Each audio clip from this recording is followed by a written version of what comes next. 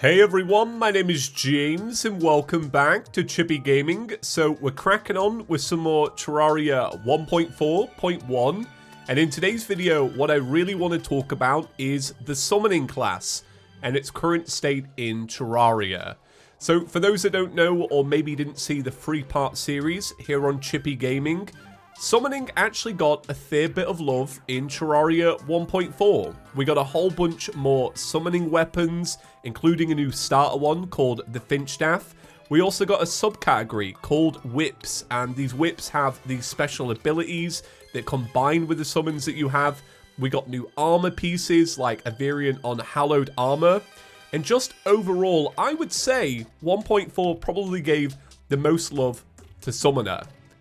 But with that being said, once that update came out, I saw a lot of maybe not necessarily negativity, more, frustration towards the summoning class, because people felt that it was still underpowered, a little bit of a faff to really get into.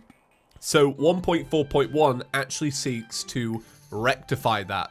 Has it done it? Let's find out. Let's talk about it today. So the very first thing that we're going to take a little look at is the brand new summon called the Flinx Staff. That's wrong. It's called the Flinx Staff. Forgive me. I've never made it. So what this is meant to do is to give you an option in your world if you haven't got a Flinx Staff available. Because currently in Terraria, if one doesn't naturally spawn, you don't get one. You have to go make a different world, go find one. That's what I've had to do on previous worlds, so, it is a little bit of a pain. So this will hopefully rectify that. Now, like I said, I've never made it before, so I thought this could be a bit of a learning experience. I don't know what it looks like, really. All I know is that you need some crafting materials from Flinxes. I can't remember. They've been in the game since 1.2, but they're very forgettable, I won't lie. All I know is that they bounce around a fair bit. So what we're going to do is we're going to find some of them, we're going to slay them, and then we're going to harvest whatever they've got, and we're hopefully going to turn it into something good. I tell you what, actually, we're in a hard mode world. I'm going to swap over to pre-hard mode, since I think this might be a little bit harder to get the stuff. Ah, right, okay. I think this is what we need. Flinx fur. I'm not exactly too sure how much we need, so I'm going to grab as much as possible. But this stuff is actually pretty special, because not only does it make the new, entry-level summoning weapon, it can also be used to craft a new piece of armor. And this armor is really special because previously in Terraria, even in 1.4, the first set of armor you can get for a summoner is bee armor. So you need to kill the queen bee before even getting a specific set of armor. They've only added in a single piece, but it's meant to bridge that gap, basically. Alright, so I've got about 17 of these Flinx fur. I'm hoping that's enough, but I'm going to go back to my world now and actually see what we can craft with it.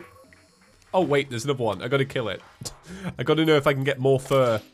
Oh, I can. Nice. All right. So we got 18. All right. Hopefully 18 is enough. So let's speak to Brian. Brian, tell me, what can I make? I can make the coat. So this is the armor piece I was talking about. And apparently, you get 5% increase minion damage. And you also get 1 extra minion. That is honestly pretty legit. You need a bit of gold, though. And you need some silk as well. And this uses gold as well. Right. I wonder, do I actually have any gold in this world? Or any plat?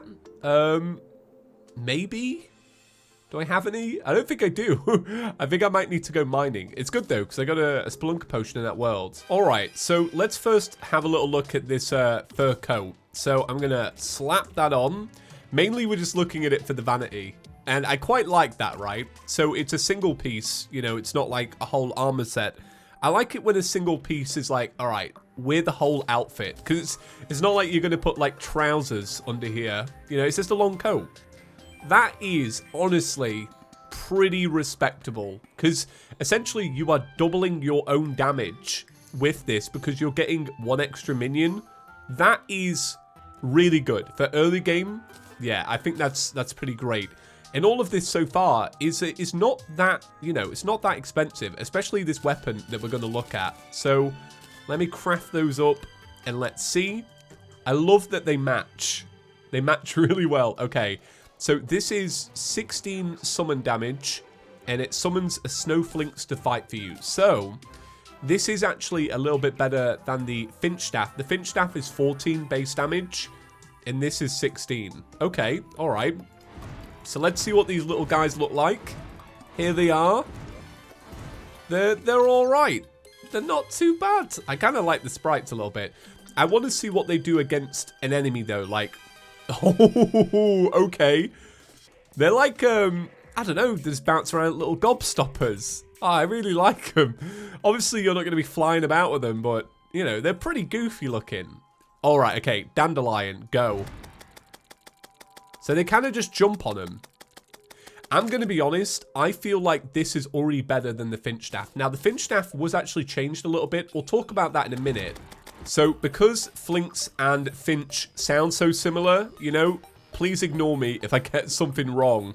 But what I really like about these little critters is they actually get up pretty high. I thought that the advantage of the Finch Staff was the fact that, you know, they can fly around, so they're good for enemies that are maybe above you.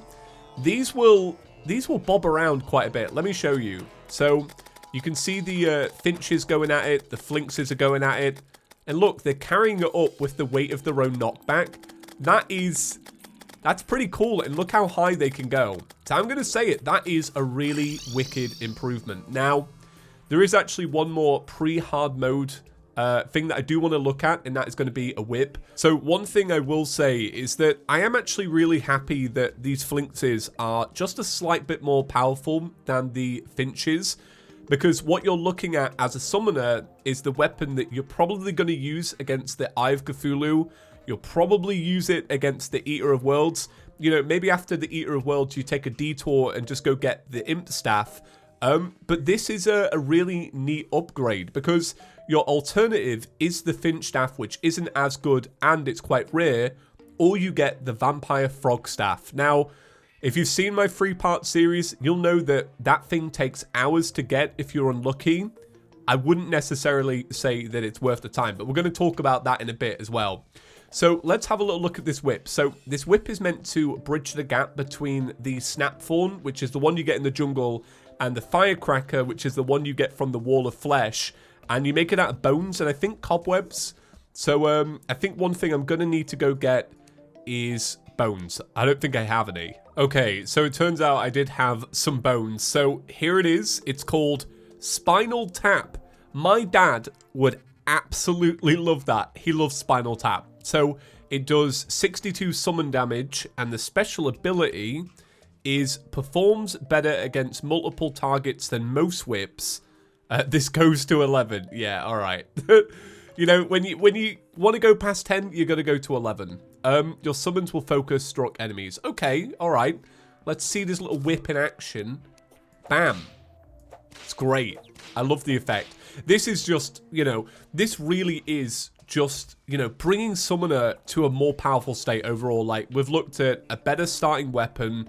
We now have a piece of armor, and we just have a better whip. You know, you would be fighting the Wall of Flesh with a Snapthorn. Now you have the Spinal Tap. So when I wanted to talk about the state of summoning in Terraria 1.4.1, it sounded very dramatic, but so far I think this is all extremely positive. You know, we've looked at a better version of a starting weapon. We now have a piece of armor to carry you a little bit further. We have a brand new whip, which is a, you know, just an improvement over the Snapthorn in general. So it's all really good stuff. Now, what I want to actually talk about is some of the buffs that we've actually seen to a bunch of the summoning weapons and also the whips as well. So I'm going to be reading pretty much off the changelog here, but I think it's all really interesting stuff. So one thing that's really cool is that a lot of the whips are actually larger.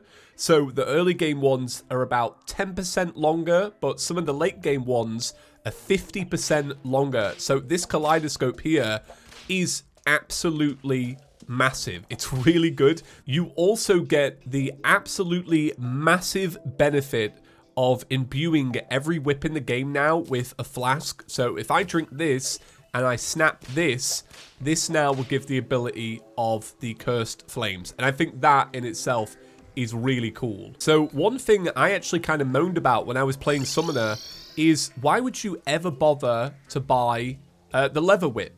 Like, seriously, you know, quite expensive, and it's not really that good for the point that you get it, because in 1.4, you would need to fill out the bestiary by 15%. Well, what they've decided to do is lower that down to just 10%, so you can now get it a little bit earlier, and I think that places it in a much better spot. So this one's going to be a direct read. The optical staff. Technically a bug, but Retta Mini's lasers were accidentally not set to use independent immunity timers, which meant that they were still conflicting with other piercing attacks. While the 1.4 changelog has indicated otherwise, this has been fixed, which should result in less immune frame time for Retta Mini's lasers. So, you know, that's a buff. So the Sanguine Staff has actually been nerfed a little bit from an attack speed of 66 to just 60 now. I don't really know how I feel about this one. I think this one's fine. These are really powerful summons, and I think most people can agree this is really worth your time to actually farm out for. So there's now been a nerf to the Xeno Staff. The attack speed is actually lowered by 10%. Now, the rest of this is just really good. So the Tempest Staff, the fire rate cooldown has been decreased from 60 to 50, making the attack speed about 20% faster.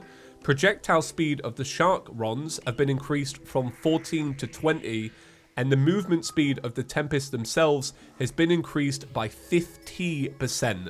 That's really good. So I don't have it in my inventory, but the Hornet Staff, I'm sure you all know what it looks like, has been increased from 9 to 11. The Vampire Frog Staff, which I was insulting earlier, and for good reason I would still say, has had a damage increase from 11 to 13. And apparently enemies can now damage with their entire body and not just the tongue when they're attacking. So apparently this actually was just a bug. It was always meant to be this way. So the Pygmy Staff has seen a lot of love. The projectile speed has been increased from 12 to 18%. And the distance they need to be away from the enemy to actually start firing those speeds has actually been increased by about 40%, which means they'll attack from further away and hopefully be just as accurate. So one weapon I know a lot of people will probably never get, the Desert Tiger Staff. This has actually been buffed. It's had a damage increase from 33 to 41, and the hitbox size while using their special attack has been increased to reduce the situations where it misses. So I don't really have them to talk about, but the Frost Hydra Staff and the Explosive Trap Staff has also seen a small buff.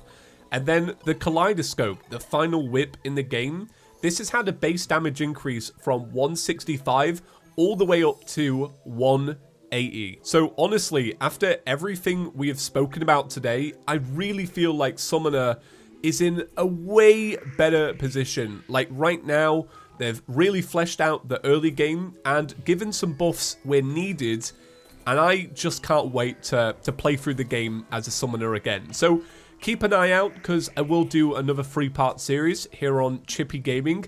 I'm going to wait until I finish my current Let's Play though. So if you do want to see my current Let's Play, it's over on the second channel, ChippysCouch. Alright, so with that, I think I'm done for today talking about summoning in 1.4.1. But I am curious, so do leave me a comment down below. Are you excited about these changes and these additions? Or do you feel like it needed to go a little bit further? Leave me a comment. I'm really excited to see what the community think about some of these stuff, because I think, honestly, overall, super positive. Alright, give the video a big fat thumbs up if you enjoyed it, and if you are new around here, consider clicking the subscribe button. We're trying to reach 1 million subscribers, so any contribution you can do towards that goes a really long way. Alright, see you in the next one, guys. Peace.